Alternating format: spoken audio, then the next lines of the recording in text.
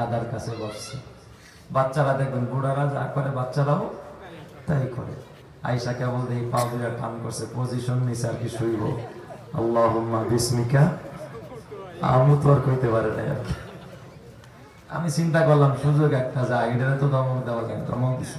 এই বাচ্চা, এটা কি শোয়ার জায়গা পাইছো? যখন এই কথা বাচ্চারে বলছি, চাচা উঠে বসছে।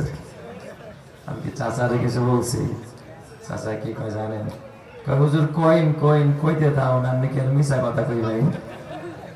হুজুর ওয়াজ করতে আইছেন, আপনি ওয়াজ কইরা যান, আমরা বুঝতে থাকি না পয়সা থাকি, এটা আপনার দেখার দরকার থাকে। আপনারা কি আবার ওই রকমের শ্রোতা নাকি? কথা কয় না খায় ওই রকমের শ্রোতা আপনারা? আমার সাথে আছেন তো সবাই ইনশাল্লাহ? হ্যাঁ, পরীক্ষায় পাশ করবেন তো ইনশাল্লাহ? আচ্ছা, কারা কারা থাকবেন না একটু হাত উঠান তো দেখি। ও আচ্ছা, নতুন আর কি, নতুন এরা নতুন শ্রোতা বুঝে নাই আর কি, তাই না? আচ্ছা, তাহলে এবার একটু বুঝে শুনে হাত উঠাবেন।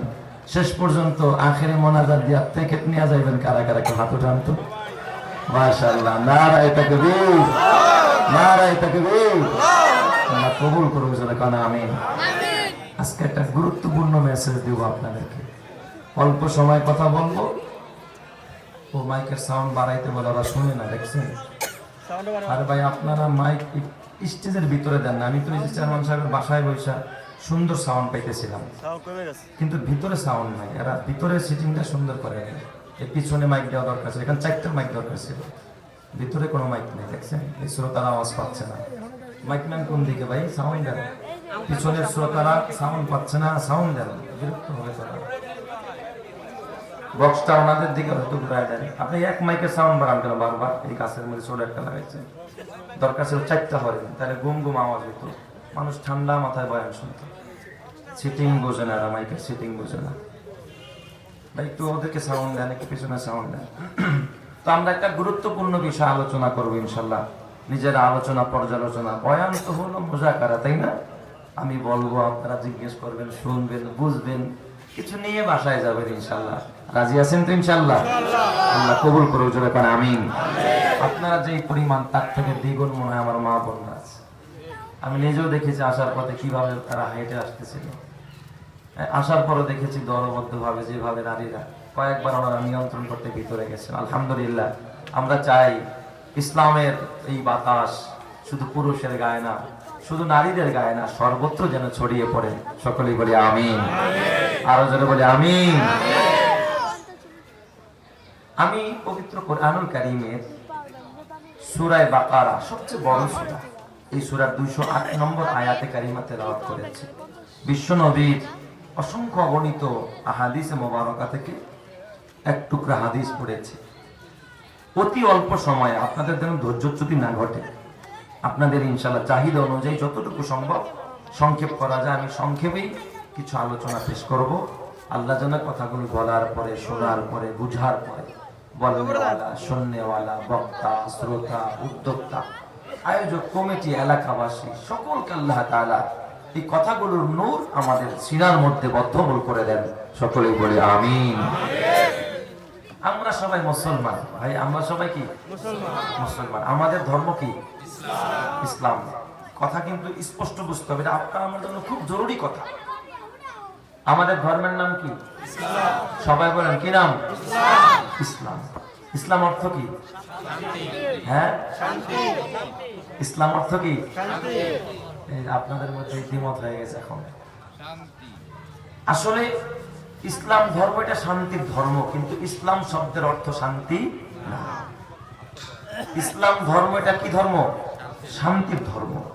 এটা কথা 100% কি সঠিক। কিন্তু ইসলাম শব্দের শাব্দিক অর্থ হলো আত্মসমর্পণ করা, গর্দান নেহাদান বা তাআত, আল্লাহর আনুগত্যের সামনে নিজের মাথাকে কি করে দেওয়া? অবনত করে দেওয়া, নুয়ে দেওয়া। যে আল্লাহ এই আদেশ করেছেন, হুকুম করেছেন, বাস এখানে আমার কোনো মাতুব্বরি চলবে না, আমার কোনো মত চলবে না, আমার কোনো থিওরি চলবে না, আমার কোনো বিজ্ঞান এখানে চলবে না, আমার কোনো সায়েন্স এখানে খাটানো যাবে না, আমার কোনো কমার্স এখানে ঢুকানো যাবে না। বাস আল্লাহ বলছে, আমি মেনে নিলাম, মাথা পেতে নিলাম, এর নামই হলো ইসলাম। কথা ঠিক না? ঠিক আছে। ইসলাম মানে কি বলেন তো? আত্মসমর্পণ করা, আনুগত্য করা, আল্লাহর আনুগত্যের সামনে নিজের মাথাকে নত করে দেওয়া, নুয়ে দেওয়া, এটা হলো ইসলামের অর্থ। ইসলাম কিন্তু কোনো ঘর না, ইসলাম কিন্তু কোনো জায়গা না যে আমি প্রবেশ করলাম বাস মুসলমান হয়ে গেল। কিন্তু এটা তো একটা ইসলামের আবিধানিক ডিকশনারিতে এই অর্থগুলো লেখে, কিন্তু ইসলামের আরেকটা ভাব অর্থ যেটা আমি আপনাদেরকে অতি সহজে বুঝাই।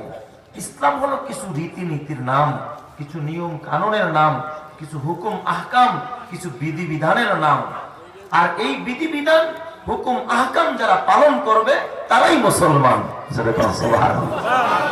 এটা এমন না যে আমি শুধুমাত্র এক কথায় মুসলমান হয়ে গেলাম, ইসলাম গ্রহণ করলাম আর মুসলমান হয়ে গেলাম, তা নয়। কেউ যদি এই বিধিবিধানগুলো না মানে সে নামে মুসলমান হতে পারবে, কিন্তু কোনোদিন কশিন কালেও কামে মুসলমান হওয়া যাবে না। যেমন উদাহরণস্বরূপ একটু বুঝায় বলি কথাগুলো। আপনি ধরেন সকালবেলা ঘুম থেকে উঠলেন, বলেন তো ঘুম থেকে ওঠারও তো ইসলামের কোনো বিধান আছে না নাই? নিয়ম নীতি আছে না নাই? আল্লাহ রাসূল কি বলছে? ঘুম থেকে উঠে পবিত্রতা হাসিল করো, নাপাক হাত কোনো পানির পাত্রে ঢেলে দিও না, কেমনে পবিত্রতা হাসিল করবা। এরও ইসলামের কিছু কি আছে? বিধান আছে। কিভাবে তুমি ওযু বানাইবা, কিভাবে নামাজ পড়বা, কিভাবে খানা খাইবা, যখন তোমার সব খানা টানা শেষ তুমি এবার ব্যবসা করতে যাইবা, এই ব্যবসায়িক ক্ষেত্রেও ইসলামের কিছু রীতিনীতি বিধান হুকুম আহকাম আছে না নাই? এরপরে সেখানে তুমি বড় হয়েছো, তুমি পড়বা, পড়াশোনা করতেছো, পড়াইতেছো, তুমি এরপরে রাজনীতি করতেছো, অথবা তুমি বৈবাহিক বন্ধনে আবদ্ধ হচ্ছ, এই সমস্ত ক্ষেত্রের মধ্যেও বলেন ইসলামের রীতিনীতি বিধিবিধান আছে না নাই? আছে। মুআমালাত, মুআশারাত, আখলাক, সর্বক্ষেত্রে ইসলামের কিছু রীতিনীতি আছে, বিধিবিধান আছে। এই সব বিধিবিধান, সব হুকুম আহকাম কোরআনের 500 আয়াত আল্লাহ তাআলা যে বিধানগুলো দিয়েছে, নবীজির হাদিসের মধ্যে যতগুলো বিধান দিয়েছে, নবীর যতগুলো সুন্নাহ আছে, যতগুলো মুস্তাহাব আছে, যতগুলো নবীজির মুবাহ কাজ আছে, জায়েজ কাজ আছে, এই সবগুলোর সমন্বয়ই হলো কি? ইসলাম। কথা ঠিক না ব্যাঠি? নাকি শুধুমাত্র লা ইলাহা ইল্লাল্লাহ পড়ছেন বাস আপনি ইসলাম মাইনা লাইছেন? এই কথা বলা যাবে? বুঝবেন ইসলাম কাকে বলে বোঝা দরকার। এই কাজগুলো যে করবে তাকেই বলে কি? মুসলমান। এই সব বিধিবিধানগুলো যে মানবে তাকেই বলা হয় কি? মুসলমান। এখন আপনি একটা মানবেন আরেকটা মানবেন না, একটাকে স্বীকার করবেন আরেকটাকে স্বীকার করবেন না। কসম আল্লাহর, আপনি দাবি করতে পারবেন মুসলমান, কিন্তু আপনি মুসলমান নয়। আপনার ভিতরে আপনি এই দাবিতে আপনি একজন বাটপাড়ার সিটার ছাড়া কিচ্ছু নয়। কথা ঠিক না? ঠিক জায়গা। কথাটা একটু কড়া করে বললাম এই জন্য, যাতে করে আপনাদের মনোযোগটা আমার দিকে আকর্ষিত হয়। একটু খেয়াল করেন, আপনারা কমার্সের যারা ছাত্র আছেন অঙ্ক পড়ছেন না? বুঝছেন তো? অঙ্ক বুঝেন তো? আচ্ছা, অঙ্কর মধ্যে 2 অক্ষরের অঙ্ক আছে, 4 অক্ষরেরও আছে, 6 অক্ষরেরও আছে, এরপর অনেক বড় বড় অঙ্ক আছে না? যে একটা অঙ্ক পুরো একটা পেজ, ফার্স্ট টু লাস্ট পুরো পেজ ভরে গেছে অঙ্ক করতে করতে, গেছে না? আপনি বলেন আপনি সব সঠিক অ্যান্সার করেছেন, অঙ্কের মধ্যে শুধুমাত্র একটা অক্ষর 3-এর জায়গায় 4 লিখছেন, আপনি কি বলবেন? অঙ্কটা সঠিক না ব্যাঠিক? কেন? পুরো পৃষ্ঠাই তো সব ঠিক আছে, সমস্যাটা কোথায়? হ্যাঁ, নাম্বার পাবে না। সে কয় কেন একটা অক্ষর কাটা গেছে, তাহলে তো তারা 99 নাম্বার দেওয়ার কথা, দিবে না? 10-এর ভিতরে 9 পাবে না, কত পাবে? 0 পাবে। অঙ্ক বুঝছেন আপনারা? আমার কথাটা বুঝেন নাই? ইসলামটা একটা অঙ্কের মতো, কথা বুঝবেন? একেবারে ক্লিয়ার কথা। আরো যদি না বুঝেন আপনাদেরকে সহজে বুঝাই। আচ্ছা, আমি একটা শূন্য লিখলাম, কি দাম আছে বলেন তো? কি ভ্যালু আছে? কোন দাম আছে? আচ্ছা নাই। হ্যাঁ, তার এই শূন্যটার বাম পাশে একটা 1 লিখলাম। এখন বলেন তো এই শূন্যটার ভ্যালু আছে না নাই? এখন কত হয়ে গেছে? 10। আরেকটা শূন্য বাড়ালাম, কত হলো? 100। আরো একটা শূন্য বাড়ালাম, কত হলো? 1000। এখন কত হয়েছে? 1000। আমি এখন পুষ দিয়া শুধুমাত্র একটা কেটে দিলাম, এখন কত আছে? 999। তাইলে কত আছে? সব শেষ। ঈমান ঠিক রাখতে হলে পবিত্র কোরআনের সূরা ফাতিহা থেকে নিয়ে সূরা নাস এই পুরাটাই অঙ্কের মতো মানতে হবে আপনাকে। একটা জায়গায় যদি আপনার ভিতরে গড়বড় ওই অঙ্কের মতো, শুধু একটা আয়াত মানেন নাই, শুধু একটা বিধান মানেন নাই, একটা হুকুম মানেন নাই, আল্লাহর একটা বিধানকে নিয়ে নাচ ছিটকাইছেন, এক জায়গায় গিয়ে আপনি মন্তব্য করেছেন, আপনি নাস্তিকের ভূমিকা পালন করেছেন, কসম আল্লাহর মুসলমান হওয়া দূরের কথা, জান্নাতের ঘেরাও পাওয়া যাবে না। কথা ঠিক না ঠিক জায়গা? তাহলে মুসলমান হতে হলে সব মানতে হয়। কথা কয় না? ইসলামের খোলাচা হলো 5টা জিনিস। ইসলামের খোলাচা কয়টা? 5টা। আমি এত ব্যাপকভাবে বললে আপনারা ধরে রাখতে পারবেন না আমার কথা, আমি শর্টে নিয়ে আসলাম। ইসলামের খোলাচা, পুরা মুসলমানরা যে করণীয় গুলো আছে এগুলোর খোলাচা কয় জিনিস? 5 জিনিস। 5 জিনিস মানছেন, আপনি খাঁটি মুসলমান হয়ে গেছেন। সুবহানাল্লাহ। 1 নম্বর হলো ঈমান। 1 নম্বরে কি? ঈমান। ঈমান কিন্তু এটা আকীদাগত বিষয়, অভ্যন্তরীণ ব্যাপার। আপনার ঈমান আছে কিনা এটা কিন্তু আমি কখনো দেখাইতে পারবো না। দাড়ি রাখছেন, টুপি মাথায় দিয়েছেন, লম্বা জুব্বা পড়েছেন, 5 ওয়াক্ত না 80 ওয়াক্ত নামাজ পড়েন, তাতে কি আপনি ঈমানদার হয়ে গেছেন? কথা বলেন। ঈমানদার হতে পারেন নাই। ঈমান হলো কি? অন্তরের ব্যাপার, আকীদার ব্যাপার। কেউ যদি সর্বময় ক্ষমতার মালিক আল্লাহকে না মানে, বলেন তো তার ঈমান সঠিক থাকবে? আমরা অনেকেই ভাবি এত আমল করি, হুজুর ওয়াজ শোনার দরকার নাই তো ভাই। আমরা বহু নামাজ পড়ি, তাহাজ্জুদ পড়ি, আমরা বহু কোরআন পড়ি, আমরা বহু দান খয়রাত করি, আমরা বহু এতিম মিসকিনকে দান করি, বহু জনকল্যাণমূলক কাজ করি, অতএব আমাদের এগুলো দরকার নাই। কসম আল্লাহর, কবে যে আপনার ঈমানটা কোন ভাগে চলে গেছে আপনি নিজেও টের পাইতেছেন না। মক্কার কাফের মুশরিক বেঈমান আবু জেহেল, আবু লাহাব, ওরা কিন্তু আমার আল্লাহকে অস্বীকার করে না, করছে। এই যুগের হিন্দুদের আপনি যদি জিজ্ঞাসা করেন আল্লাহ বলতে কেউ আছে কিনা, ওরা বলবে 1000 বার আছে, 1,00,000 বার আছে, কোটি বার আছে। এই যুগের কোন হিন্দু ভাইরাও আমার আল্লাহকে কি করে না? অস্বীকার করে না। তারাও বলে আল্লাহ আছে। কাদিয়ানীরা, এই যে মির্জা গোলাম আহমদ কাদিয়ানী, যারা কি মুসলমান না কাফের? আপনার লেবাস পোশাক আর কেমন, আপনার মসজিদের ডিজাইনার কেমন, যারা জান্নার আয়েশা বাজার, ওদের মসজিদে গিয়া দেখেন আপনার মসজিদের থেকে ওদের মসজিদ আরো কি সুন্দর, ভিআইপি। আপনার মসজিদের আজান আর কত সুন্দর হয়, ওর মসজিদের আজান আরো সুন্দর হয়। ঠিক না বেঠিক? আপনার ইমাম সাহেবের চেহারা আর কেমন, যা দেখেন ওদের মসজিদের ইমামের চেহারার দিকে তাকাইলে তাকাইতেই মনে চায়। আপনি যেমন বলেন লা ইলাহা ইল্লাল্লাহ মুহাম্মাদুর রাসূলুল্লাহ, ওই মসজিদের যারা আছে আহমদিয়া জামাতের যারা অনুসারী কাদিয়ানী, তাদের কালিমা হলো লা ইলাহা ইল্লাল্লাহ মুহাম্মাদুর রাসূলুল্লাহ। ওরা কিন্তু আমার আল্লাহরে আল্লাহ মানে, আমার রাসূলরেও কি মানে? রাসূল মানে। ওরা বলে না যে মুহাম্মদকে আমরা রাসূল মানি না। এই কথা কি কোনো কাদিয়ানী বলে? কোন কাদিয়ানী কথা বলে না। কাদিয়ানীরা বলে হ্যাঁ মুহাম্মদ সাল্লাল্লাহু আলাইহি ওয়াসাল্লাম শ্রেষ্ঠ রাসূল। আমরা যেমন বলি আমাদের নবী শ্রেষ্ঠ নবী, এই কাদিয়ানীরাও বলে আমাদের নবী কি নবী? শ্রেষ্ঠ নবী। তার সমস্যাটা কোথায়? ওই অঙ্কের মতো একটা অক্ষরে সমস্যা। কথা বুঝেন নাই? পুরা পৃষ্ঠা ঠিক, সমস্যা কয় জায়গায়? একটা অক্ষরের মধ্যে 3-এর জায়গায় 4 লাগছে, 4-এর জায়গায় 7 লাগছে। বলেন অঙ্ক হয়েছে না কাটা? ওরা শুধু এক জায়গায় সমস্যা করে যে হ্যাঁ শেষ নবী মোহাম্মদ নয়, শেষ নবী হলো মির্জা গোলাম আহমদ কাদিয়ানী। এই পুরা কোরআনের মধ্যে সব কি অস্বীকার করছে? আর কোথাও ওরা অস্বীকার করে না, সব মানে শুধু এক জায়গায় অস্বীকার করছে। এটা তো আমাদের চোখে ধরা খায়। আমরা বলছি যে কাদিয়ানী কাফের, তাই আপনারা বুঝছেন, কিন্তু আপনার ঘরে কোরআনের ভিতরে কত আয়াত অস্বীকারী আপনার ভাই, আপনার বোন, আপনার নেতা, আপনার নেত্রী, আপনার রাজপথ কত ঠিক না ঠিক যেন মুসলমান আছে না নাই? তাহলে আপনার ঈমানটা কোথায়? এই জন্য আল্লাহ তাআলা কোরআনে বলেছে যে তোমরা যদি মক্কার কাফেরকে জিজ্ঞেস করো, ওয়ালা ইন সাআলতাহুম মান খালাকাস সামাওয়াতি ওয়াল আরদ লা ইয়াকুলুনাল্লাহ। আল্লাহ বলে নবী আমার, আপনি যদি মক্কার কাফের বেঈমান মুশরিকদেরকে জিজ্ঞাসা করেন আসমান জমিন লৌহ কলম সবকিছু কে বানাইছে, আবু জেহেল, আবু লাহাব, উতবা, শাইবা যারা আল্লাহ মানে না, তারাও বলবে লা ইয়াকুলুনাল্লাহ। এই সবগুলোর স্রষ্টা বলেন একজন, বলেন তো তিনি কে?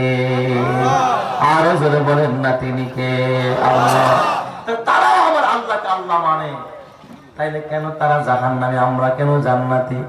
কারণ হলো একটা, ওরা শিরক করে, ঠিক না ঠিক যেরকম ওরা লাতকে সেজদা দেয়, ওরা মানাতকে সেজদা দেয়, ওদের বৃষ্টি দরকার, ওরা মানাতের কাছে গিয়া বৃষ্টি চায়, ওরা এই ফসল দরকার, ওরা উজ্জার কাছে গিয়া ফসল চায়, ওদের সন্তান হয় না, ওরা আর সাপে কাটলে ওরা মনসা দেবীর কাছে যায়, ওদের সন্তান হয় না, ওরা হুবুরের কাছে গিয়া সন্তান চায়। কসম আল্লাহর, ও আমার পর্দারের মা, ও যুবক ভাইয়েরা, আমাদের মুসলমান সমাজে দেখবেন কিছু মানুষের ঘরে যখন সন্তান হয় না, মাজারে গিয়া সন্তান চায়, খাজার কাছে সন্তান চায়, মাজারে গিয়া বলে একটি সন্তান দে রে বাবা, একটি সন্তান দে, দুধ কলা আর সিন্নি দিব তোর মাজারে। গরুর গলায় মালা লাগায় মাজারে গিয়া তারপরে বাবা নেতা হতে চায়, তারপরে সন্তান চায়, সুস্থতা চায়, সম্পদ চায়। কসম আল্লাহ, ওরা ভূগোলের পায়ে সেজদা দিয়া, মানাতের পায়ে সেজদা দিয়া, উজ্জার পায়ে সেজদা দিয়া যেমন বেঈমান হয়ে গেছে, জাহান্নামী হয়ে গেছে, তোরাও যদি মাজারে সেজদা দাস, খাজারে সেজদা দাস, মাজারে গিয়া মান্নত করস, বাবার কাছে কিছু চাস, কসম আল্লাহ ওদের মাঝে তোদের মাঝে কোনো পার্থক্য নাই। কথা ঠিক না ঠিক যাবে? এই জন্য মুসলমান চাইতে হবে কার কাছে? আরো জোরে বলেন না, কার কাছে? এটার নাম ঈমান, এটার নাম বিশ্বাস, এটার নাম হলো আকীদা। এই আকীদা ঠিক করো, ঈমান ঠিক করো। 2 নম্বর হলো ইবাদত। এ আমার বাবা, ইবাদত শুদ্ধ করো, ইবাদত আল্লাহর জন্য করো। গোলামি করবা তো কার জন্য হবে গোলামি? নামাজ পড়বেন কার জন্য? দাড়ি রাখবেন কার জন্য? টুপি মাথায় দিবেন কার জন্য? এ বাবা, দান খয়রাত করবেন কার খুশির জন্য? সালাম দিবেন কার জন্য? কিছু কিছু সময় দেখবেন আবার নির্বাচনে সালাম রে বাপরে, তখন আর সালাম মুখ থেকে যায়। মাঝে মাঝে শুনি গরুরেও সালাম দেয়। আমার এলাকার একটা তার ভোট চাইতে আসছে আর কি, তো এখন সন্ধ্যাবেলা একটু চোখে একটু সমস্যা আছে, ভুলে চশমা নেই আর কি, তো সাথে কিছু লোকজন নিয়ে আসছে। হঠাৎ দেখে ওই খড়ের পালা আছে না, বুঝেন তো, গরুতে খায় খড়কুটা আর কি, ওই খড়ের পালার সাথে গরু বাঁধা ছিল। ওদের সিং দিয়ে গরু ভুতায় কতক্ষণ, খায় কতক্ষণ। তো দূর থেকে ওই মেম্বার পদপ্রার্থী ভাবছে হয়তো এখানে কোনো লোক ঠোক আছে আর কি, দূর থেকে আসসালামু আলাইকুম, তো সালামের উত্তর পায় না, আবার আসসালামু আলাইকুম। তো লগে যে ছিল ভাই কারে সালাম না, আরে কইস না ভোটার থাকতে পারে, কারণ এর একটা গরু আছে না নাই? জোরে কার আছে না নাই? যুবক ভাই, হাতে পায়ে ধরে বলে যায়, মানুষকে খুশি করার জন্য কিছু করবি তো ফল পাবি না। এই জন্য আমার আল্লাহ রাব্বুল আলামিন বলে, কুল ইন্না সালাতি ওয়া নুসুকি ওয়া মাহইয়ায়া ওয়া মামাতি লিল্লাহি রাব্বিল আলামিন। হে নবী, আপনি বলেন আমার নামাজ, অনুসুকি আমার কুরবানি, ওয়া মাহইয়ায়া আমার জীবন, আমার মরণ, বলেন তো সব কিছু সঁপে দিব একজনকে, যিনি তিনি কে? আর জোরে বলেন না, তিনি কে? এ বাবা, আমার বাবা বড় না, আমার মা বড় না, আমার ভাই বড় না, আমার বোন বড় না, আমার ব্যবসা বড় না, আমার দোকান বড় না, আমার নেতা বড় না, আমার রাজনীতি বড় না, আমার দেশ বড় না। বলেন তো দেশ আগে না আল্লাহ আগে? এই আমি যে বাঙালি এই পরিচয় আগে হবে না আমি যে মুসলিম এই পরিচয় আগে? কসম আল্লাহ, মুসলমান তুমি যদি বলো আমার প্রধান পরিচয় আমি বাঙালি, কসম আল্লাহর মুমিনের খাতায় নাম থাকবে না। এ আমার বাবা, তুমি জমিনের যেখানে থাকো না কেন, তোমার প্রধান পরিচয় তুমি বাঙালি নয়, বরং তোমার প্রধান পরিচয় হবে তুমি একজন মুসলমান। কথা ঠিক না বেঠিক? যারা কান হাম মুসলমান হে মাগার হামে মুসলমানি নেহি, হাম মুসলমান হে মাগার হামে মুসলমানি নেহি, दिल में ईमान है मगर ईमान में कामिल नहीं, दिल में ईमान है मगर ईमान में कामिल नहीं। তাহলে বলেন তো আমাদের সর্বপ্রথম পরিচয় আমাদের রব যিনি, তিনি কে? ঈমানের পথে অবিচল থেকে আমার মরণ যেন হয়, তোমারই কাছে মিনতি আমার, তোমারই কাছে মিনতি আমার, মহামহিম দয়াময়।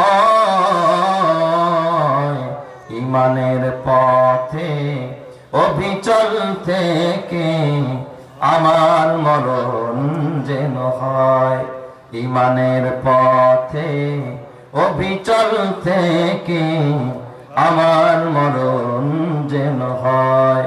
তোমারই কাছে মিনতি আমার মহামহিম দয়াময়, ইমানের পথে অবিচল থেকে আমার মরণ যেন হয়।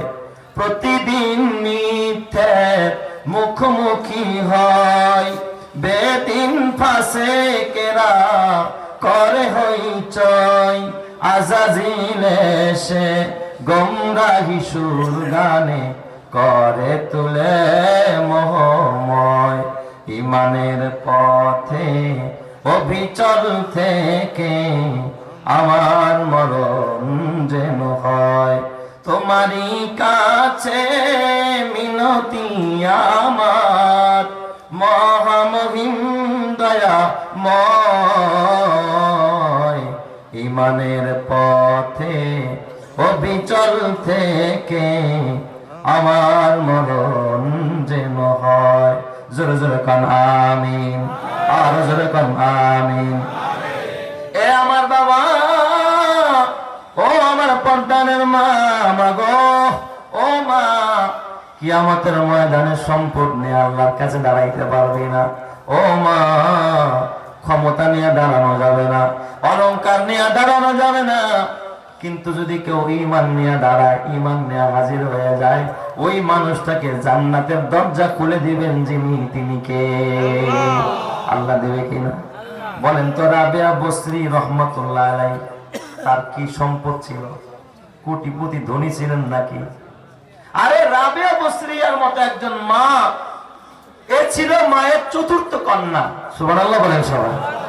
তার মা বাবা ছিল একেবারে নিতান্ত গরিব, গরিব ফ্যামিলির একটা মেয়ে ছিলেন হযরতে রাবেয়া বসরি। এর প্রথম বোনের নাম ছিল ওয়াহেদা, ওয়াহেদা মানে এক। দ্বিতীয় বোনের নাম ছিল সানিয়া। মেয়েদের নাম এগুলো, ওয়াহেদা প্রথম বোনের নাম, দ্বিতীয় বোনের নাম কি? সানিয়া, তৃতীয়টার নাম ছিল সালেসা, চতুর্থ মেয়েটার নাম ছিল কি? রাবেয়া, তার মানে চতুর্থ কন্যা। রাবেয়ার মা, রাবেয়ার বাবা বড় অসহায়, ঘরে 4টা মেয়ে যুবতী হয়ে গেছে, কিন্তু বিয়ে শাদী দিতে পারে না। উপার্জনের মতো কোনো অর্থ নাই, তেমন কোনো ঘরে কোনো সামানা নাই, তেমন কোনো আসবাব নাই যে মেয়েগুলোকে কোনো এক প্রতিষ্ঠিত জায়গায় উঠায়া দিবে বা কারো হাতে তুলে দিবে। গরিব ফ্যামিলি। তো রাবেয়ার মা আর রাবেয়ার বাবা একটা সময় পরামর্শ করছে, স্বামী আর স্ত্রী। স্বামী স্ত্রীর ভিতরে যদি পরামর্শ করে কাজ করে, মহব্বতের সাথে কাজ করে, ওই জায়গার মধ্যে বরকত আছে না নাই? পরামর্শ নিবেন। তবে কিন্তু আবার এই ক্ষেত্রে এমন না যে বিবির একেবারে আমিষ সব বানায় দিবেন, বিবির হবে পীর আর আপনি হবেন তার মুরিদ। এটা কিন্তু আবার কিনা সহি তরিকা। আর রিজালু কাওয়ামুনা আলান নিসা, আমার মায়েরা বাজার হবেন না, কথাগুলো বোঝেন। স্বামী আপনার উপরে, আপনার বাচ্চা হলো আপনার স্বামী, আপনি বলেন তার রাজরানী, কিন্তু স্বামীরে যদি গোলাম বানান, ওই ঘরের ভিতরে কখনো বরকত আসবে না। মশওয়ারা করবেন। তবে আমাদের দেশের, আমাদের সমাজের কিছু কিছু পুরুষরা আছে, একেবারে সব কিছু বিবির কাছে দিয়ে এরপরে বিবির কাছে বায়াত হয়। হ্যাঁ, একেবারে বায়াত হয়েছে আর কি। এখন বিবির কথা ছাড়া নড়েও না। এক রাজা, আপনাদের কষ্ট হবে না তো ভাই, এক রাজা বউর কাছে আর কি বায়াত হয়েছে আর কি, মুরিদ হয়েছে আর কি। তো এই বউ একদিন রাজারে কয়, রাজা মশাই আমার না একটু একটু নদীর মাছ খাইতে মন চাইছে আর কি। আপনাদের নদীর পাশের এলাকা, আপনার এলাকার মধ্যে তো নদীর হাওড় বাওড়, এই যে আরিয়াল বীরের নাম বহুত শুনছি আর কি। এই এলাকার মধ্যে যদি নদীর মাছ না পাওয়া যায়, গ্রাম্য মাছ না পাওয়া যায়, পাওয়া যাবে কোন এলাকায় বলেন তো? তো এইরকমের এক রাজা, আমার না একটু নদীর মাছ খাইতে ইচ্ছা হয়েছে। তো কি করবে, রাজা মশাইদের কাছে তো হরেক রকমের মানুষ থাকে। এক জেলে ছিল, জেলের বাচ্চাই তখন রানী মায় নদীর মাছ খাইতে চাইছে, যা একটা ভালো নদীর তাজা মাছ নিয়ে আসবে। জেলে করছে কি, বড় একেবারে বোয়া ধৈরা তাজা জেতা নিয়ে আসছে, কয় নেন এটা রানী মারে দেন, রানী মায় খা। বাচ্চায় খুশি হয়ে গেছে, এত সুন্দর মাছ, নদীর মাছ, বিলের মাছ, আরিয়াল বিলে না। কয় নিয়ে পরে, হ্যাঁ 50 টাকা দিয়ে দিলাম, 50 দিলাম। ওই যুগের 50 টাকা মানে অনেক টাকা। মাছের দাম আছে 10 টাকা, রাজায় দিছে কত? 50। রাজা বাদশাহ, এই যে আপনাদের চেয়ারম্যান সাহেব, সাবেক চেয়ারম্যান, বর্তমান যারা আছেন, এদের দিলটা কি ছোট না বড়? এই যে আমার ভাই বসে আছে, হ্যাঁ বলেন এদের দিলটা কি ছোট না বড়? অনেক বড় দিলের মানুষ, তাই না? আল্লাহ তাআলা, আর এই যে জান্নাতের বাগান ওনারা যে বসে আছেন, আমি শুনেছি, আমাকে অনেকে বলেছে যে ওনাদের অনেক অবদান এই মসজিদের পিছনে। আল্লাহ তাআলা যেন কিয়ামতের ময়দানে এটা নাজাতের জরিয়া করে, সবাই বলে আমিন, আরো জোরে বলে আমিন। তো রাজা বাদশাদের মনটা একটু বড় থাকে যে ও এত কষ্ট করছে, ওরে 10 টাকার জায়গায় কয় টাকা দিই? 50 টাকা দিয়ে দিছে। ও তো বড় খুশি। রানী মা এবার মাছ দেখে খুশি হয়েছে, কয় কত দিয়ে কিনছে? মাতুব্বর কিন্তু রানী, রাজা মাতবর না। কয় মাছ কত দিয়ে নিয়েছো? কয় এটা তোমার শোনার দরকারটা কি, খাওয়ার কাম খাইবা? কয় না, আমার জানতে হবে, তুমি যদি আবার বেশি দিয়া। কয় না বেশি না, ও কষ্ট করে আনছে এত সুন্দর একটা মাছ, আমি একটু বেশি দিছি, ওরা 50 টাকা দিছি। কয় দূর খাইয়ালো কাম নেই, যাও, এই মাছ আমি খাইতাম না। টাকায় কেমন গটগট করে, 10 টাকার মাছ 50 টাকা দিয়ে খামো, যাও মাছ ফেরত দাও। আপনারা জীবনে শুনছেন কেউ বাজার থেকে মাছ কিনা মাছ ফেরত দিছে? পচা হইলেও ফালাইয়া দেয়, তারপরে কোনোদিন ফেরত দিতে করে। এই মাছ খামো না, ফেরত দিয়া দাও। রাজা কাম, একটা রাজা মানুষ, এই কাজটা আমি কেমনি করি, এই মাছটা আমি কেমনি ফেরত দিই বলো, মান সম্মান থাকে? শোনো, তোমার আমি বুদ্ধি শিখাইয়া দিই। বউ এবার বুদ্ধি শিখায় রাজা। কি বুদ্ধি? তুমি জেলেরা ডাক দিয়া কইবা কি, যে তুই যে মাছ দিছস, এই মাছটা সেরা না সেরি? মাছের মধ্যে তো নারী পুরুষ আছে, কথা বলে না, নারী পুরুষ আছে না? এই মাছটা ছেলে না মেয়ে, নারী না পুরুষ, এটা জিজ্ঞাসা করবা। যদি ও ছেলের কথা কয় তাহলে করবা কি, তবে রানী মায়ের ছেলে মাছ খায় না, একটা উচিলা বাহানা বেলা ফেরত দিবা। আর যদি ও মেয়ে মাছ পায়, ও যা পায় তুমি হেঁটেই কইবা যে এই মাছ তবে রানী মায় খায় না, একটা উচিলা ধরে ফেরত দিবা। ভালোই তো বুদ্ধি তোমার। ডাক দিছে, আই বেটা জেলে, তুই এত বোকা কেন? কেন রাজা? তুই যে মাছ দিছ দেওয়ার সময় আমার কইছিস তোর মাছ সেরা না সেরি? একটা নারী না পুরুষ, তুই কবি না? তবে রানী মায় তো সব মাছ খায় না। এখন জেলে মনে মনে চিন্তা করে যে আমি কোনটা কইলে আবার কোন বিপদ। সারাদিন পর একটা মাছ পাইছি, তাও 50 টাকা একটু বেশি পাইছি। এই রাজায় যদি এই মাছ ফেরত দেয়, এই মাছ কেনার মতো সাহস এই এলাকায় কারো নাই। তাহলে তো এই মাছ আমি তো বিপদে পড়ে যাব, কি করা যায়? জেলে ছিল বড় চালাক। হ্যাঁ, জেলে এবার কয়, বাদশা আমার মাছটা এটা সেরাও না সেরিও না, আমার মাছ হলো হিজলা। মাছ কি? যখন কইছে মাছ হিজলা, ওরে আল্লাহ, তোর মাথায় এত বুদ্ধি, তুই এত বুদ্ধি নিয়ে চলস, নে তোর আরো 50 টাকা দিয়ে দিলাম। সুবহানাল্লাহ, দেখুন সবাই। আগে তো 50 টাকার গরমে খায় না, এখন কয় টাকা? 100 আম খাইবো। এখন তার তেল বেগুন চলে উঠছে, এমনি তো নাচুন না বুড়ি, আরো কইছে কি খেয়ে উঠছে। আর এই দিক দিয়া তো ওই জেলে খুশি, বাবা আরো 50 টাকা পাইলাম। টাকার একটা গরম আছে না, ও গনতেছে, টাকা গনতে গনতে 2 টাকার একটা নোট নিচে পড়ে গেছে।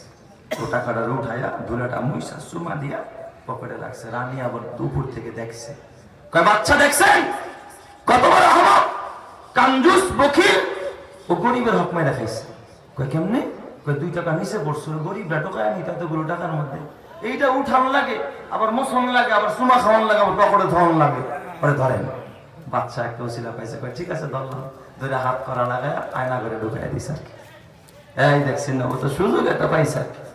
যখন এই কথা বলছে, এখন তো ঠিকই আবার হাত করা লাগিয়ে গেছে, কানতেছে। কয় বাচ্চা আপনি আমার মারেন, কাটেন, জেলে দেন, যা করেন আপত্তি নাই, তবে একটা কথা বাচ্চা, আমি যে কেন টাকাটা উঠাইলাম একবারও তো আমার জিজ্ঞাসা করলেন না। আচ্ছা কত তুই কামটা কেন করলি, তুই এত বড় বুদ্ধিমান? কয় বাচ্চা টাকাটা যখন নিচে পড়ছে, আমি দেখি টাকার এক পিঠে আপনার ছবি, আর এক পিঠে আমার রানীমার ছবি।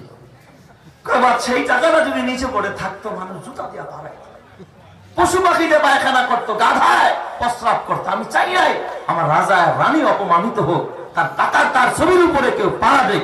আপনাদের মহাব্বতে টাকাটা উঠাইছি, কাপড় দিয়া মুছছি, চুমা খাইছি, এরপরে পকেটে ঢুকাইছি। তুই আমার এত ভালোবাসোস, নে তোর আরো 100 টাকা দিয়ে দে। বলেন সারাই থেকে কি করছে আরো? রানী একটা চিৎকার মারছে, ডাক দিয়া কয় বাদশা ওরে জেলখানায় ঢুকায়েন না, কারণ ওর মাথায় যেই বুদ্ধি, 10-এর জায়গায় 50 নিছে, 50-এর জায়গায় 100 নিছে, 100-এর জায়গায় 200 নিছে, ওরে যদি জেলখানায় ঢুকান আপনার দেশ সুদ্ধা গিল্লা লাইব। কথা ঠিক না ঠিক যেটা কন? কসম আল্লাহর, সবাইকে জেলখানায় ঢুকাইতে হয় না মুসলমান, সবার বিরুদ্ধে অ্যাকশন নিতে হয় না। ওলামায়ে কেরাম তোমার আমার দুশমন নয়, দাড়িওয়ালা টুপিওয়ালা তোমার আমার দুশমন নয়। এরা জান্নাতের রাস্তা দেখাইতে চায়, কোরআনের পথ দেখাইতে চায়। এদেরকে যারা শাস্তি দিতে চাইবা তাদের রাস্তা কোনদিন থাকবে না। কথা ঠিক না ঠিক যেটা কন? আমার ভাইয়েরা, ওলামায়ে কেরাম কোনদিন ক্ষমতার রাজনীতি করে না, করে আপনাকে আমাকে গুনাহের পথ থেকে বাঁচায়া শুধুমাত্র জান্নাতের পথ দেখাইতে চায়। ঠিক না ঠিক যেটা কন? তুই যে কথা বলতেছিলাম, বিবিকে মহব্বত করবেন, ভালোবাসবেন। আমার নবীও বিবিকে ভালোবাসছে, মহব্বত করছে, তাই বলে নবী কিন্তু বিবিদের কাছে কি হয় নাই? মুরিদ হয় নাই। এ আমার বাবা খুব ভালো করে বুঝবেন। ওই রাবিয়া বসরি রহমাতুল্লাহ আলাই মায়ের কয় নম্বরের কন্যা? আপনাদের ঘুমে ধরছে, শেষ করে দিই তাহলে চলবার একটু। আল্লাহ কবুল করো জোরে করানি। মায়ের কয় নম্বরের কন্যা? 4 নম্বর। আর এই 4 মেয়ের মধ্যে সবচেয়ে কুৎসিত, দেখতে ভালো দেখা যায় না। এ আমার পর্দারের মা, মাগো তোমরা দুনিয়ার নারী, রাবেয়া বসরিও দুনিয়ার নারী। ও মা, তোমার রূপের সৌন্দর্যের জন্য পার্লারে গেলা, বুড়ো ফেলা করলাম, আর চুলের বক্কারিন করলা, ট্যাটু লাগাইলা, ট্যাটু সেন্টারে গিয়া মাগো রূপচর্চা করলা, ফেসিয়াল করলা, কত কিছু লাগাইলা, আইরিনা লাগাইলা। ও মা, রাবিয়া বসরি জীবনের সৌন্দর্য দূরের কথা, রাবিয়া বসরির চেহারাটাও ভালো ছিল না। ঠোঁটগুলো ছিল মোটা মোটা, ঝুলে গেছে এরকম, নাক ছিল বোচা, বেটের বেটে, আবার কালোর কালো। রাবিয়া বসরিকে দেখতে ভালো দেখা যেত না। মা বাবা বড় অভাবে পড়েছে, সংসার চলে না। ওই যুগে গোলাম বান্দি বাজারে বাজারে বিক্রি হইতো। একজন মা আর বাবা তার সন্তানকেও বিক্রি করতে পারে গোলাম বানায়, এমন একটা বিধান ইসলামের শুরুর যুগে ছিল।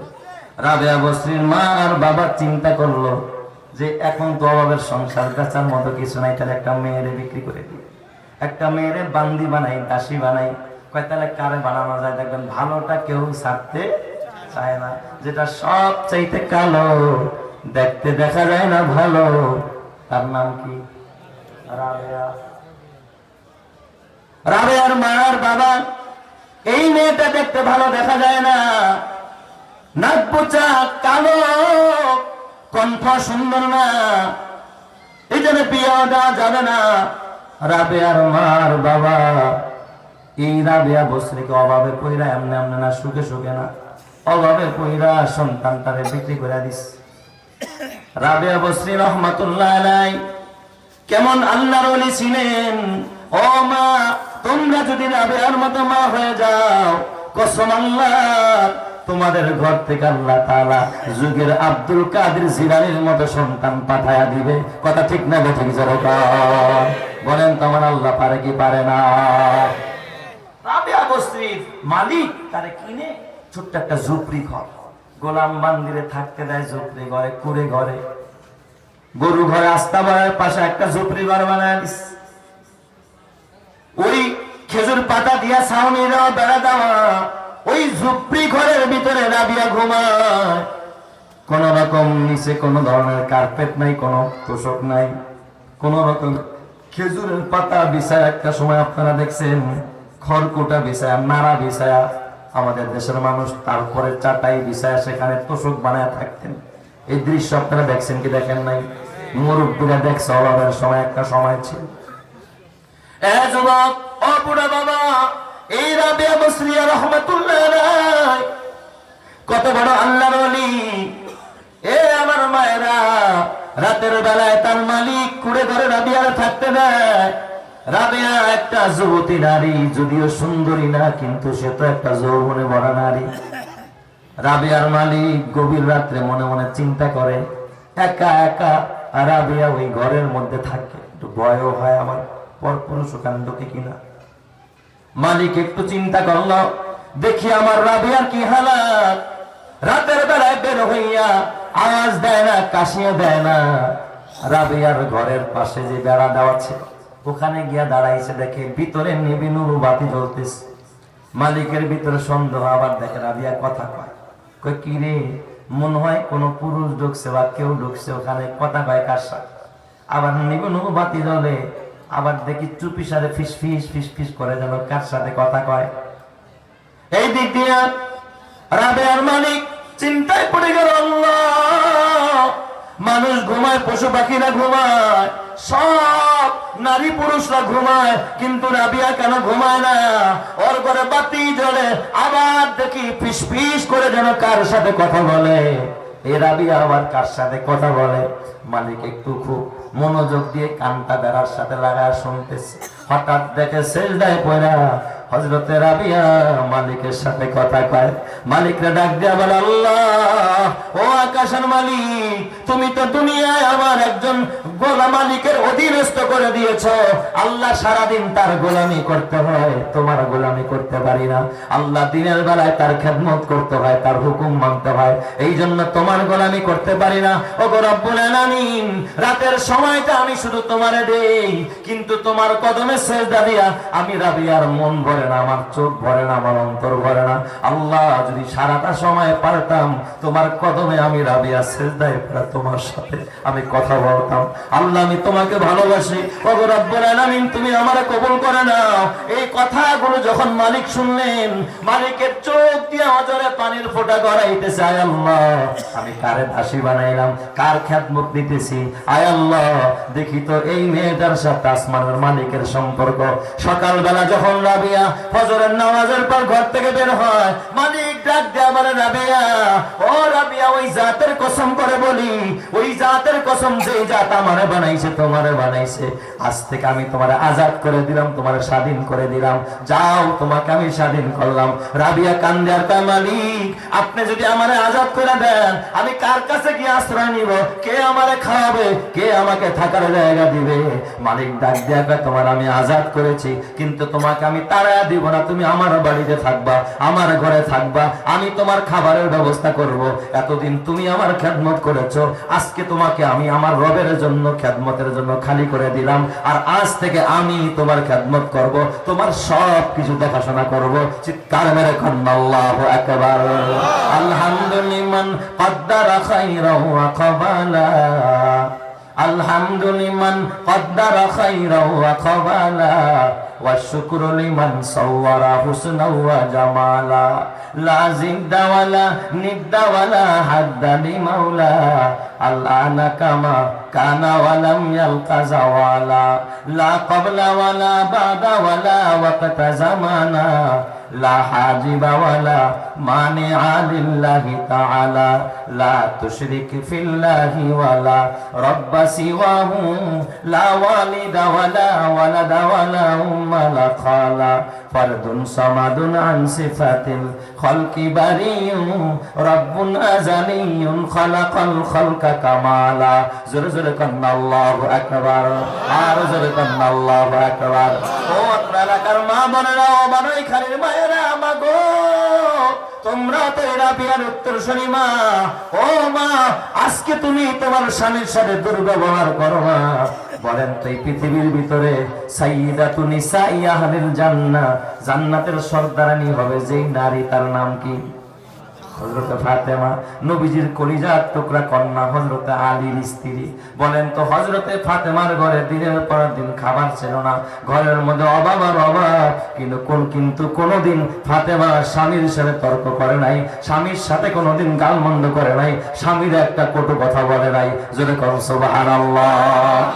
আমাদের দেশে যদি মাত্র 3 দিন স্বামী ঘরে বাজার না দেয়, বিবি থাকবে না ভাববে?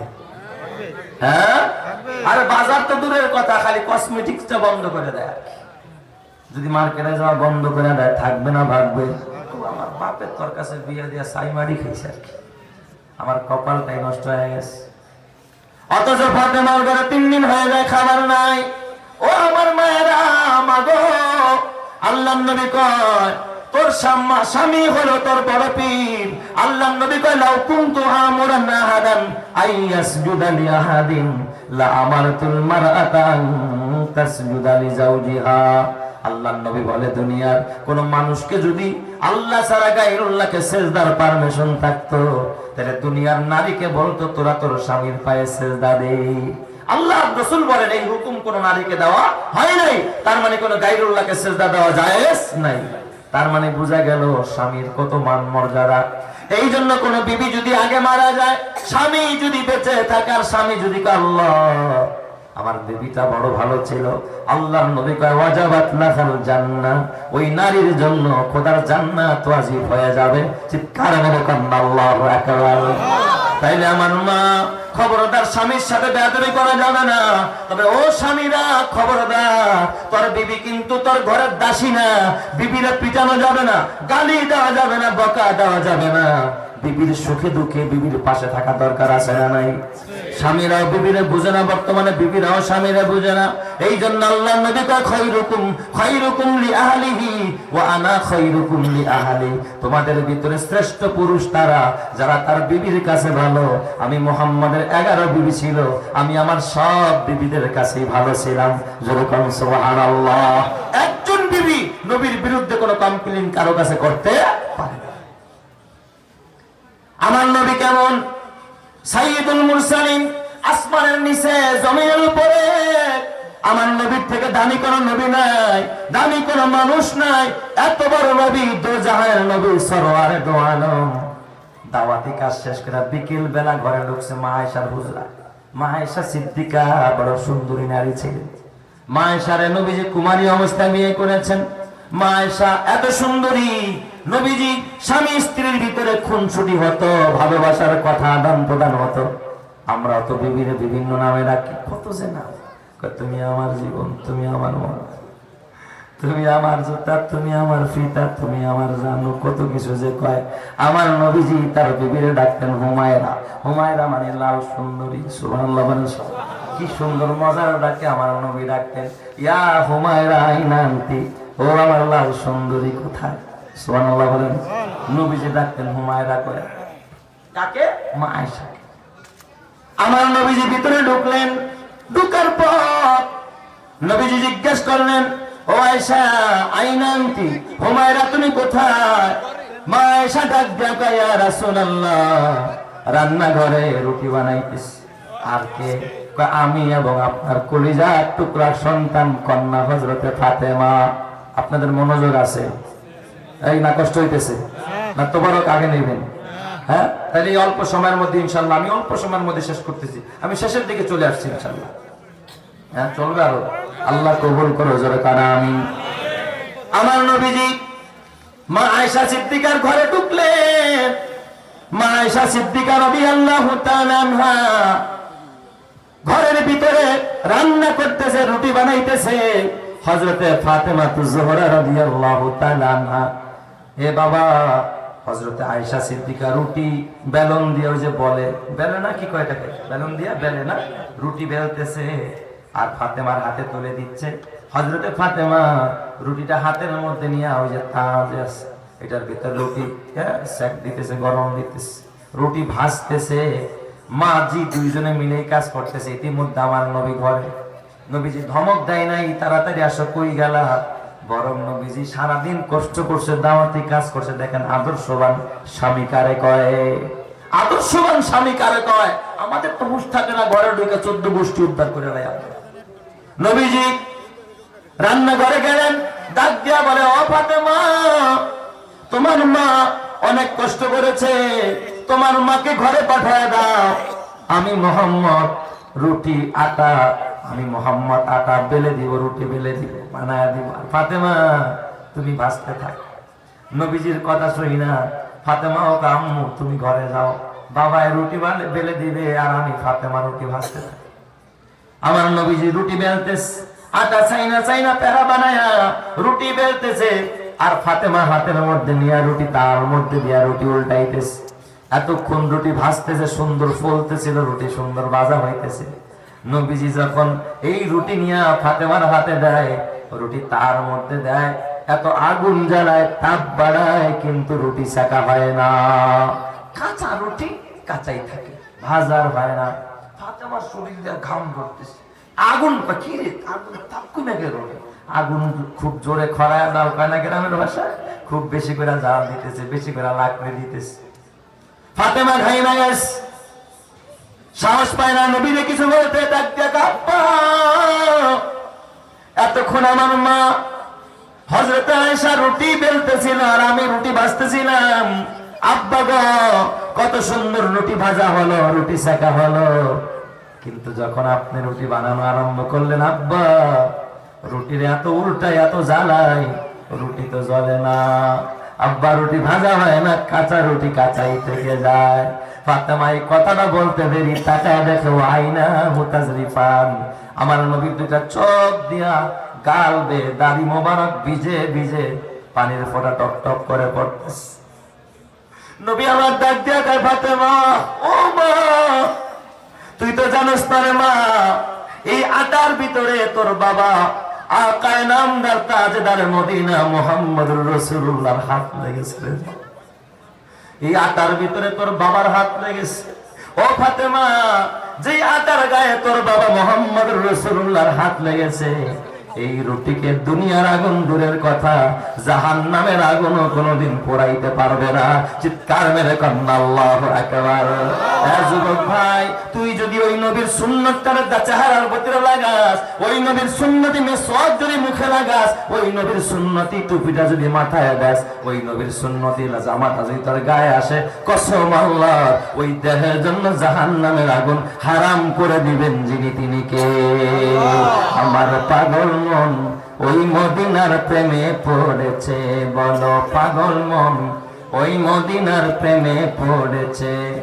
ওই মদিনা এই মনকে, ওই মদিনা, ওই মদিনা এই মনকে বন্দী করেছে, বলো পাগল মন ওই মদিনার প্রেমে পড়েছে, বলো পাগল মন ওই মদিনার প্রেমে পড়েছে। জানি না ওই মদিনায় কি আছে মধু, মদিনা মদিনায় আমায় করেছে জাদু। জানি না ওই মদিনায় কি আছে মধু, মদিনা মদিনায় আমায় করেছে জাদু।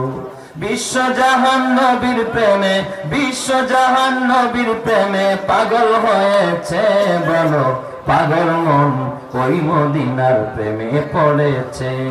ওই মদিনা এই মনকে, ওই মদিনা, ওই মদিনা এই মনকে বন্দী করেছে, বলো পাগল মন ওই মদিনার প্রেমে পড়েছে। নবী আমার জানের জান, আমার প্রাণের প্রাণ, নবীজিকে দেখার তরে মন করে আনচান। নবী আমার জানের জান, আমার প্রাণের প্রাণ, নবীজিকে দেখার তরে মন করে আমচান। বিশ্বজাহান নবীর প্রেমে, বিশ্বজাহান নবীর প্রেমে পাগল হয়েছে, বলো পাগল মন ওই মদিনার প্রেমে পড়েছে। ওই মদিনা এই মনকে, ওই মদিনা, ওই মদিনা এই মনকে বন্দী করেছে, বলো পাগল মন ওই মদিনার প্রেমে পড়েছে, বলো পাগল মন ওই মদিনার প্রেমে পড়েছে। আল্লাহ, তুমি ওই মদিনার প্রেম, নবীর প্রেম আমাদের সকলের দিলে দান করো, জোরে কারা আমিন। এ আমার বাবা, এই জন্য নবীর ভালোবাসা দরকার, আল্লাহর মহব্বত দরকার। ও আমার মায়েরা, মাগো ওই মায়ের জীবন ধন্য, যেই মায়ের কিছু অর্থ আল্লাহর রাস্তায় যায়, আলেমদেরকে দেয়, যেই মা এতিমখানায় দান করে, আল্লাহর ঘরে দান করে। এ বাবা, মেহমান খাওয়ায়, মেহমান দেখলে খাবার লুকায় রাখে না। এমন মা আছে দেখবেন ভালো একটা খাবার বের করছে, কাউরে দেখা খাবারটা লুকায় ফেলায়। আবার এমনও মা আছে ঘরের ভিতরে দামি খাবারটা মেহমানের সামনে যদি গরিব হয় পেশ করে দেয়। এই মেহমান তোর দামি খাবার যখন খাবে, ও যখন দোয়া করবে, আর সে আজিমের মালিক তোর জন্য আরো উত্তম খাবারের বাজেট করে দিবে। কথা ঠিক কিনা? এই জন্য যে যত বেশি দিবা আল্লাহ তারা তত বেশি বরকত দিবে। এই মসজিদ, ঈদগাহ সহ এই তিনি প্রতিষ্ঠানে যারা যত বেশি দিবে, কিয়ামতের ময়দানে তত বেশি তাদেরকে দিবেন যিনি তিনি কে? আর যদি বলেন না তিনি কে? আল্লাহ। তুমি যদি দিতে নাও পারো কিন্তু কখনো বেয়াদবি করা যাবে না। এ বাবা, বেয়াদবির ফল কিন্তু ভালো হয় না। দিনাজপুরের এক মাহফিল, আরো কয়েক বছর আগে আমি দিনাজপুরে এক মাহফিলে গেলাম। সেখানে আমার এক ছাত্র, আমার এক ওস্তাদ দিনের বেলায় আপনি থাকবেন 2 দিন ব্যাপী মাহফিল। দিনের বেলায় আমি সেখানে ছিলাম। আমারে বলে, হুজুর আমাদের মহল্লার একটা উপত্যকা পাহাড়ি এলাকার মধ্যে একটা বাজার আছে, আপনারা নিয়ে যাব। এ আমার বাজান, আমি ওই এলাকার ভিতরে ঘুরতে গেলাম। ঘুরতে যাওয়ার পর সেখানে আসরের নামাজ পড়লাম, মাগরিবের নামাজও পড়লাম, কিন্তু আসরের নামাজের পর এক আজব দৃশ্য আমি চোখে দেখতে পাইলাম। জীবনে কোনোদিন এমন দৃশ্য কোনোদিন আমার চোখে পড়ে নাই। হঠাৎ আমি তাকায় দেখি একটা ভিক্ষুক, হাত নাই পা নাই, একটা ব্যারিং দিয়া, ওই যে ভ্যান গাড়ির যে ব্যারিং আছে, চিনেন না আপনারা ব্যারিং? ওই যে বাচ্চারা যে ঠেলা গাড়ি বানায় না, ওই ব্যারিং এর চাকা দিয়ে, ব্যারিং দিয়া, কাঠ দিয়া, তক্তা দিয়ে একটা গাড়ি বানাইছে, চতুর্দিক দিয়ে বেড়া দিয়া, ওটার ভিতরে ওই প্রতিবন্ধী বেটা বসা, হাত নাই পা নাই, কিচ্ছু নাই, একেবারে বড় অসহায়, জীর্ণ শীর্ণ, ছোট্ট একটা মেয়ে, হয়তো 10 কি 11 বছরের মেয়েটা হবে। এই মেয়েটা পিছন দিক থেকে তার একটা লাঠির মাথায় বাঁধা, ওটা ঠেলে নেয় আর ধাক্কায় নেয়। আর ওই লোকটা সামনে একটা বল, মানে ভিক্ষুক ভিক্ষা করে। ও ভিক্ষা করার আজব দৃশ্য, এমন দৃশ্য আমি কোনোদিন কোথাও দেখি নাই। সে বলে, আল্লাহর ওয়াস্তে আমার ভিক্ষা দেন, তবে বেয়াদবি করেন না। আল্লাহর ওয়াস্তে আমার ভিক্ষা দেন, তবে বেয়াদবি করেন না। আমি মনে মনে কই, বের হওয়ার পর ব্যাপারটা কি, ভিক্ষুক মানুষ ভিক্ষা করে আবার দেয় ওয়াজও করে, কি রে ভিক্ষা দেন কিন্তু বেয়াদবি করবেন না। এই কথা বলার রহস্যটা কি? এই ভিক্ষুকের জবান থেকে কেন এই কথা বের হয়? আমার ভিতরে একটু নাড়া খেয়েছে। আমি নামাজ শেষে আমার এই ছাত্ররা বললাম, ওই মেয়েটার কাছে এবং ওই ভিক্ষুকের কাছে নিয়ে যাও, একটু কথা বলবো। কাছে গেলাম, নিজের সামর্থ্য অনুযায়ী যা পারছি তার ওই পাত্রের ভিতরে আমরাও কিছু সহযোগিতার হাত বাড়াইলাম। বাড়ানোর পরে আমি তার সাথে গিয়া কাছে গেলাম, গিয়া বসলাম। তার তো হাতও নাই পাও নাই, সে বসা, কাছে গিয়ে আমি এমনি জুতার উপরে ভর করে বসলাম। আমি বললাম, আপনি কেমন আছেন? কতদিন যাবত অসুস্থ? কয়, হুজুর অনেক দিন যাবত অসুস্থ।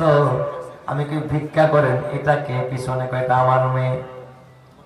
আমি কই, ভিক্ষা করেন, আপনার হাত নাই পা নাই, কারণটা কি, ঘটনাটা কি বলেন?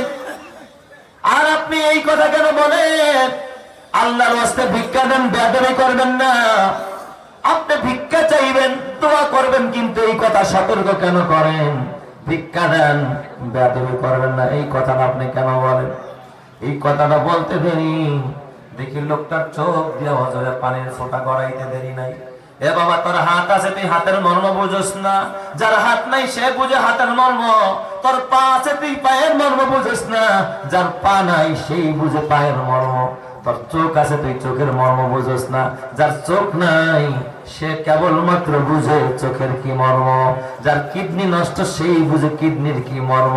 এই জন্য বাবা, প্রত্যেকটা নিয়ামত সম্পর্কে কিয়ামতের ময়দানে আল্লাহ বলে, সুম্মা লাতুসআলুন্না ইয়াউমাইযিন আনিন নাঈম। কিয়ামতের ময়দানে আমি প্রতিটা নিয়ামত সম্পর্কে তাদেরকে জিজ্ঞাসা করব, কথা ঠিক কিনা? এই জন্য নিয়ামতের শুকরিয়া আদায় করার দরকার আছে না নাই? কেমনে আদায় করবেন? চোখ দিয়া খালি টিভি দেখবেন, তাহলে ফেসবুক, হ্যাঁ, টিকটক, চোখ দিয়ে খালি এটা দেখবেন। এ আমার মা, খবরদার নিজেও গুনাহ করবা না, সন্তানদের গুনাহ করার সুযোগ দিবা না। আমাদের মায়েরা দেখবেন, আমাদের বিবিরা একদিক দিয়ে বাচ্চারে দুধ পান করে, আর একদিক দিয়ে মোবাইল ছেড়ে টিকটক দেখে। বাচ্চার ভিতরে দুধ ঢুকতেছে আর মা এই দিক দিয়া জিকির করতেছে। জিকির করে কি দেখে? ফেসবুক দেখে, অথবা টিকটক দেখে, ভিডিও দেখে আর হাসতে থাকে। অথবা ওই যে ভারতীয় চ্যানেলগুলো, স্টার জলসা অথবা জি বাংলা, ভারতীয় কালচার গুলো দেখে, কার্টুনের নামে সব ভারতীয় কালচার টেলিভিশনের মধ্যে, চ্যানেলের মধ্যে ভরা। অথচ মা, তুমি যদি বলো আমার ছেলে কথা শুনে না, আমি বলবো, মা তোমার ব্যর্থতা। মা, ও মা, তুমি যখন বাচ্চারা দুধ পান করাইছো মা, তুমি তো জানো না আব্দুল কাদের জিলানীর মা, আব্দুল কাদের জিলানীর জীবনীটা আমি পড়েছি, আমার চোখ দিয়ে অজরে পানির ফোঁটা গড়ায় পড়েছে। আব্দুল কাদের জিলানীর মা, আব্দুল কাদের জিলানীকে কখন ওযু ছাড়া দুধ মুখে দিতেন না। ওযু করতেন আগে, তারপরে বিসমিল্লাহ বলে তারপরে স্তনটা সন্তানের মুখে দিতেন। আর মা আরেক হাত দিয়ে টিকটক দেখা দূরের কথা, মা তখন খোদার কোরআন পড়তেন। যতক্ষণ বাচ্চা দুধ পান করত নিয়মিত তিনি 18 পারা কোরআন শরীফ পড়তেন। চিৎকার মেরে কন্যা আল্লাহু আকবার। আব্দুল কাদের জিলানীর জীবনীতে পাওয়া যায় মায়ের দুধ পান করছে আর মা গুনগুন কইরা 18 পারা কোরআন পড়েছে। প্রথম দিন যখন তার মা আব্দুল কাদের জিলানীকে মাদ্রাসায় ভর্তি করেছে, আব্দুল কাদের জিলানী সবকের প্রথমেই 18 পারা কোরআন মুখস্থ শোনায়া দিছে। চিৎকার মেরে কন্যা আল্লাহু আকবার। আমার সোনার মা বোনেরা, সোনা দিয়া মন, নারী হয়ে জন্ম তোমার পর্দা প্রয়োজন। পর্দা হলো দিনের বিধান, মেনে চলো তাই। পর্দা ছাড়া চললে নারীর কোনো মূল্য নাই।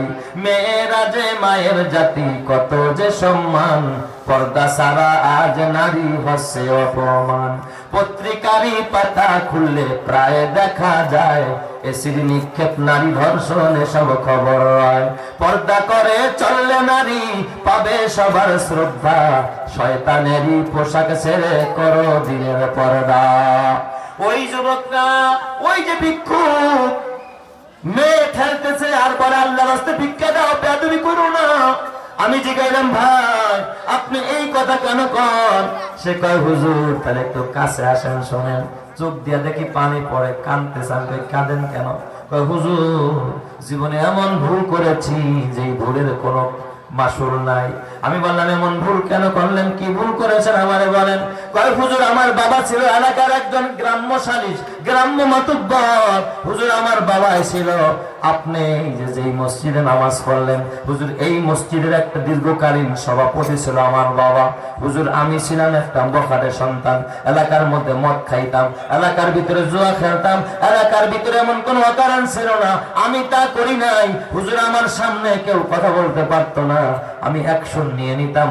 রাতের বেলায় কারো ঘর দুয়ার ঠিক থাকতো না, আমি সব জায়গায় গিয়ে হাত লাগাইতাম। হুজুর আমার মতো উল্টা পাল্টা কাজ এই সমাজের কেউ করে নাই। হুজুর একদিন শুনলাম আমার একটা অন্যায়ের কথা, আমি একদিন এক বুড়া মানুষের সাথে বেয়াদবি করেছি। ওই বুড়া এই মসজিদের ইমাম সাহেবের কাছে গিয়া, খতিব সাহেবের কাছে গিয়া বিচার দিছে। আমার নাম বলে নাই, বললে ইমাম সাহেব ওইভাবে বয়ান করতো না, ইমাম সাহেবের অন্যভাবে বুঝাইছে। ইমাম সাহেব ওই বিষয়টা নিয়ে খুব জোরালো ভাবে বয়ান করছে। এই বয়ান করার কারণে আমার কানে খবরটা চলে আসছে যে আমার বিরুদ্ধে এত বড় কথা। হুজুর আমি তখন ওই মসজিদ থেকে জুমার নামাজের পর মুসল্লিরা যখন বের হয়, আমাদের ইমাম সাহেব যখন বের হয়, হুজুর আমার রক্ত গরম, আমার বাবার ক্ষমতা আছে, আমি গিয়ে অমনি ডান হাত বাড়ায়া আমার ইমামের গালে আমি জোরে এক চড় মেরে বসেছি। হুজুর আমার ইমাম সাহেব ছিল একজন বুড়া মানুষ, দাঁড়িয়েওয়ালা মানুষ।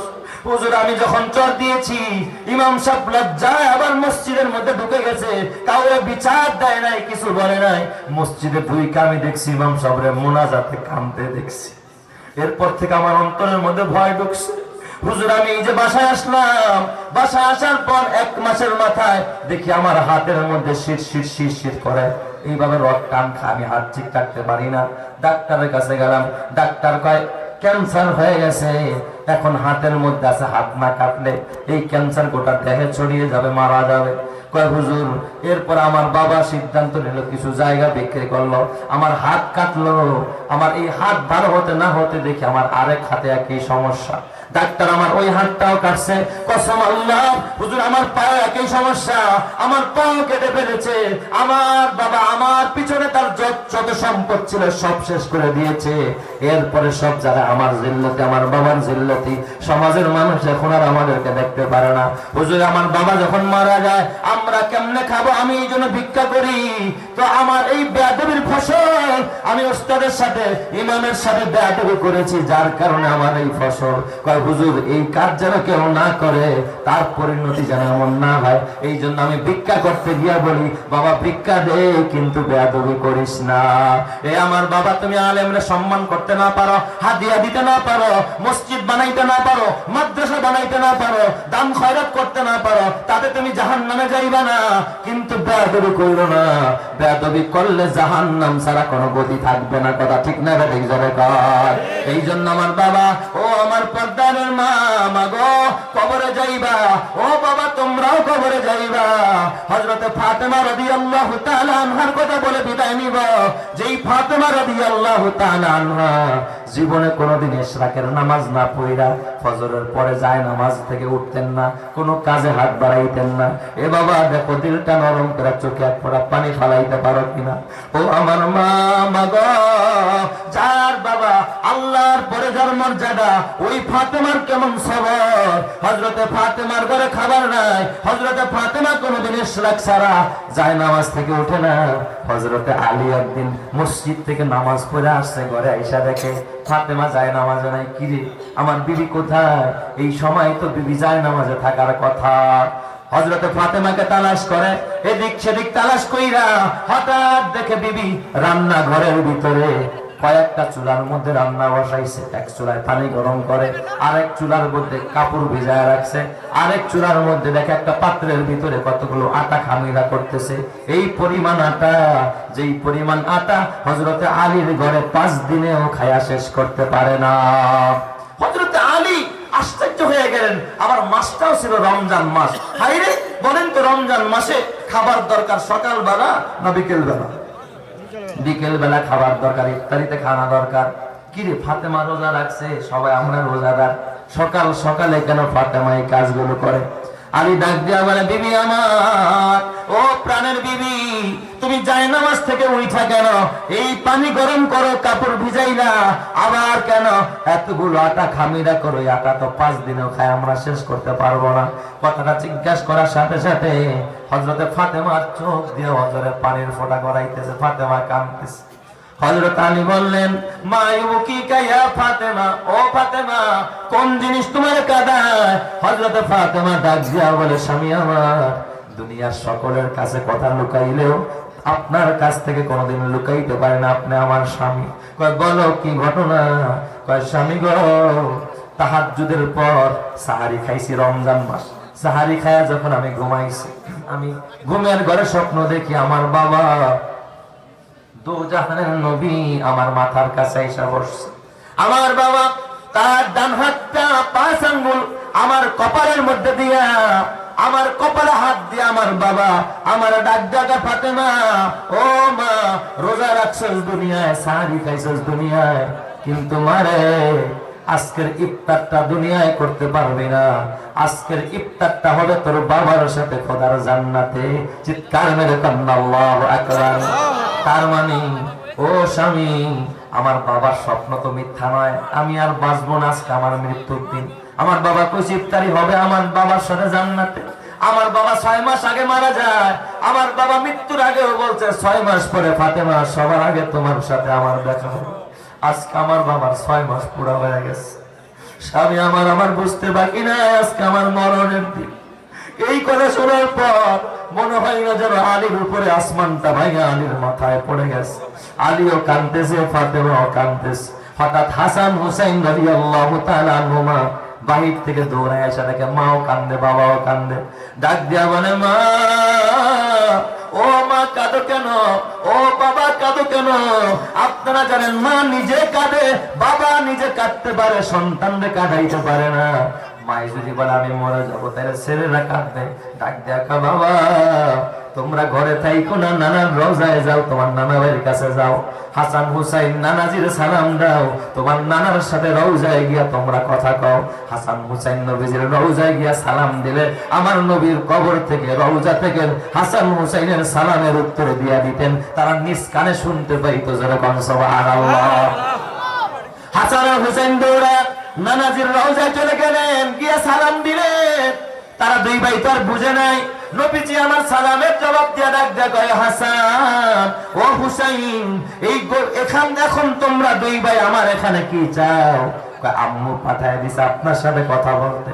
নবীজি ডাক দেয়া কয়, নানা ভাই না না, এখন আমার রওজায় বসে থেকো না, বাসায় যাও, মায়ের চেহারার দিকে তাকাও, আজকের পরে আর কোনোদিন মাকে খুঁজে পাইবা না। হাসান হুসাইন বুঝতে বাকি নেই আমার মা মারা যাবে। কাঁদতে কাঁদতে একটা দৌড় দিয়া মায়ের গলা ধরে ধরে হাসান কান্দে, হযরত হুসাইন কান্দে, আলী কান্দে, ফাতেমা কান্দে। হযরত আলী ডাক ডাকে, বিবি আমার বুঝলাম আজকে আপনার মৃত্যুর দিন, কিন্তু বিবি আমার আপনি কেন পানি গরম করতেছেন, কাপড় ভিজাইলেন কেন, এতগুলো আটা কেন খামিরা করলেন? ফাতেমা কান্দে আর ডাক ডাকা, স্বামী গো আমি মরে গেলে আপনার কাপড়গুলো কে পরিষ্কার করবে? এই জন্য আমার বিদায়ের দিন মরার আগে আপনি আমার স্বামী আপনার খেদমত করে যেন কবরে যাইতে পারি, এই জন্য আপনার আর হাসান হোসেনের কাপড়গুলো আমি ভিজায় রাখছি। কয় বিবি আমার তাহলে পানি গরম করেন কেন? ডাক দিয়ে কই, স্বামী আমার জীবনে মহব্বত করে কোনদিন ভালোভাবে আপনারা গোসল দিতে পারি নাই, আজকে আমার বিদায়ের দিন নিয়ত করেছি আপনারে স্বামী হিসাবে ভালোভাবে নিজের হাতের দই ডালে একটু গোসল করা দিয়ে যাবো, এই জন্য গরম পানি করি।